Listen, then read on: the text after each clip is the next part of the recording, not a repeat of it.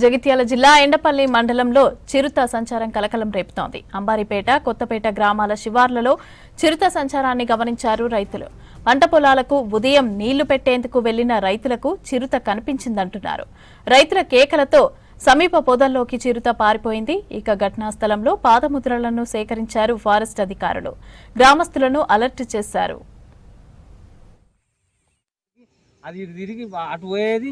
ఇటు తిరిగి మెల్లాగా ఇటు వచ్చింది.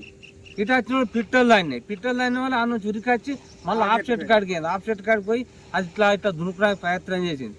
ఇక నేను ఆడనే బండి ఆపి అని మొత్తుకున్న వాళ్ళు మళ్ళీ చురికొచ్చింది.